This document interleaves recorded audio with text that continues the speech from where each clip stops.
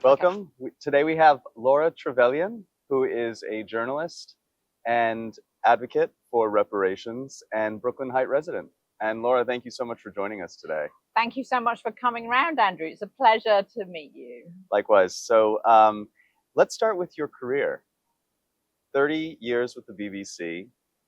Tell me about your journey through rising to be the anchor and correspondent for BBC World News America. Well, I started at the BBC as a lowly researcher on the morning show, booking guests, and then I began reporting, and I became a political correspondent, reporting on, the equivalent of the White House and Congress. So, what's happening at 10 Downing Street and in Parliament.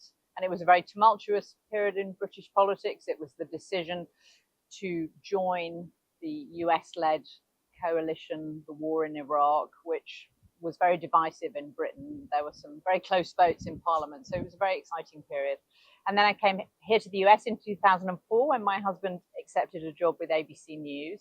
And I had American family here, so I was excited about coming here. And I got a job as the BBC's UN correspondent covering UN headquarters in New York. And I went all over the world. I went to Gaza, to Jerusalem, to Sudan, to Sri Lanka, to the Democratic Republic of Congo. And I learned just so much about the world and how it operates. Just being in the delegates lounge at the United Nations and seeing, who the Chinese and Russian ambassadors were talking to and which minor countries they were trying to get the support of. Same with the United States. So it was like doing a master's in international relations, really. Then I became just a general correspondent in New York, covering the post 9/11 world and being deployed all over, really, to Haiti before and after the earthquake. Let's fast forward to 2022.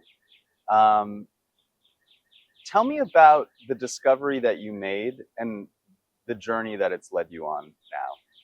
So in about 2016, some records were published in Britain which showed that our ancestors in the Trevelyan family had been absentee slave owners in the Caribbean island of Grenada, which was a big shock to all of us. It had been certainly concealed from my generation and the generation above. And everyone said to me, "Oh, Laura, you're the writer, you're the journalist. What are we going to do with this information?" And I said, I have no idea. It's really overwhelming.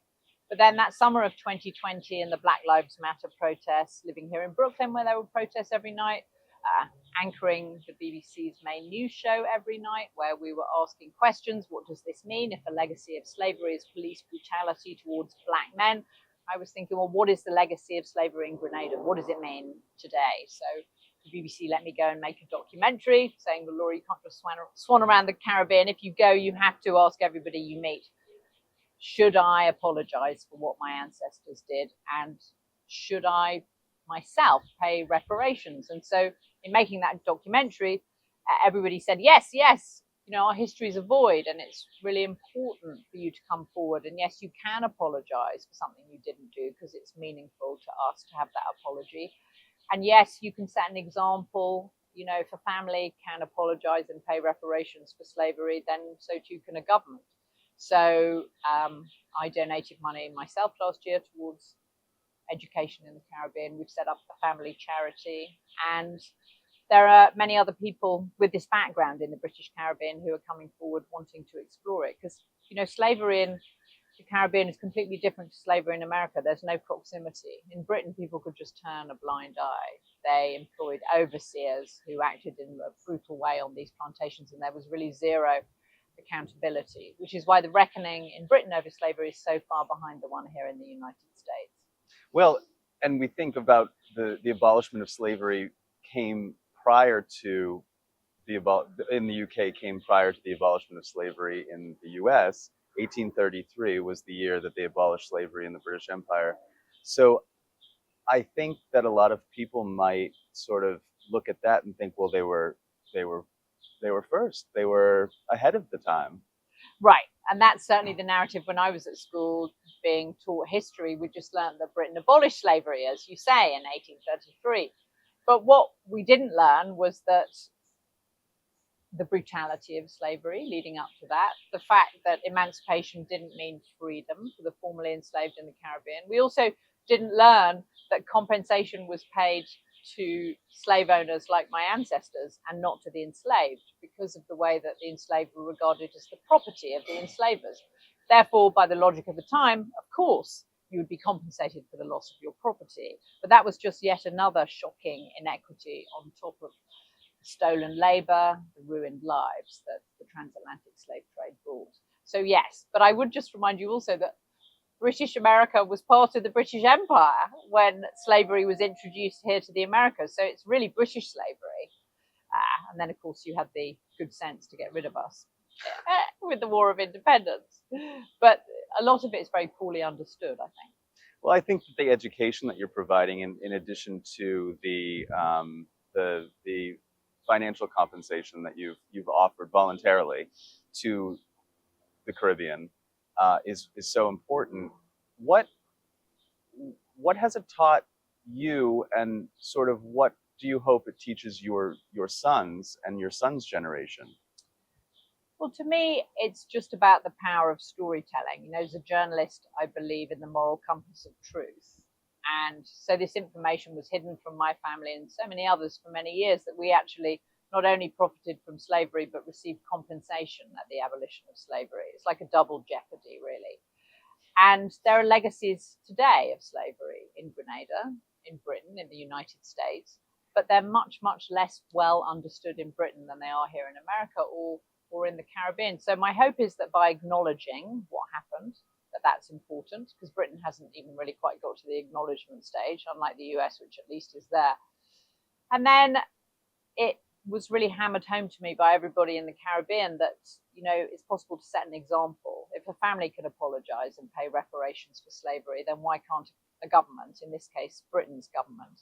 And again, it's a very different debate to the one here in the United States, and we'll see what the New York State Commission for Reparations on Slavery comes up with. But the Caribbean has a very clear 10-point plan on reparations for slavery, that they want the former colonial powers like Britain to apologize and to invest in health and education and debt forgiveness. So my hope is that that debate begins. There may be a change in government in Britain this July.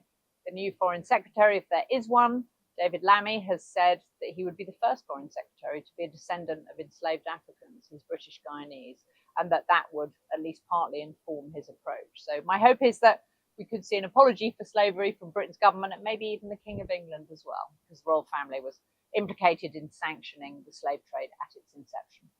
And where can we see your documentary?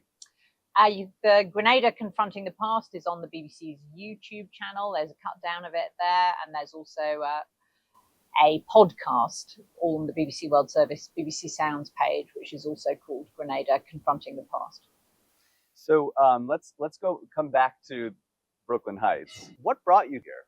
Well, I have a cousin who lives here, an American cousin, Katie Haddock, who lives here in Brooklyn Heights.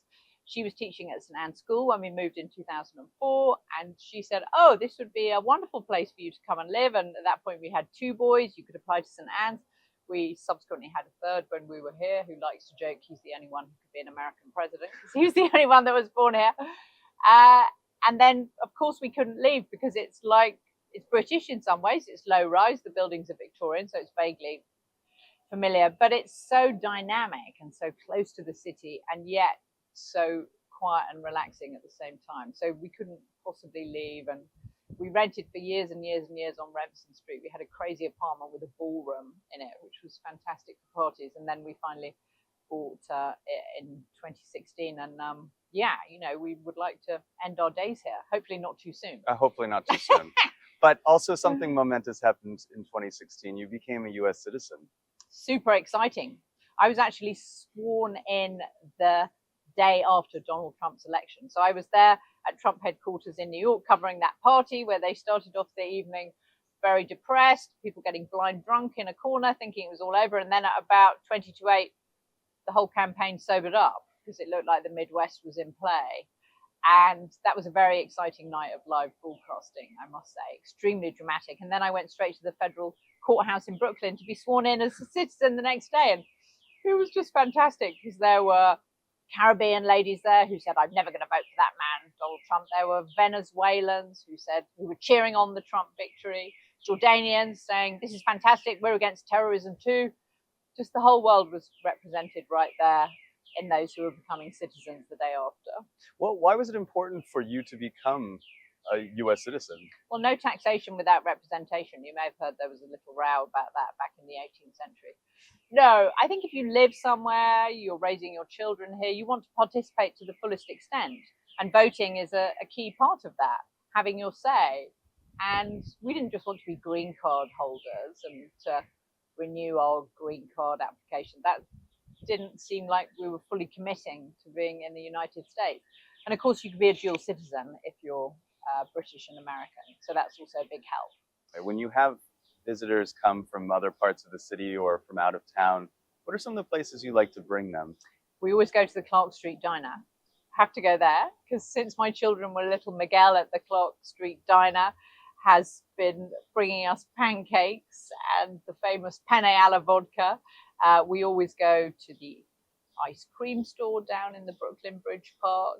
We always walk over the Brooklyn Bridge. I mean, you have to see that fantastic view of the Statue of Liberty and all of the rest of it. The possibilities are endless. Well, I'm so grateful that, Laura, that you spent some time with us today. It was so fascinating, and thank you for sharing the wonderful work that you're doing, and hopefully you can continue to inspire. Thanks so much for coming over, Andrew. It was lovely to meet you. Likewise, thank you.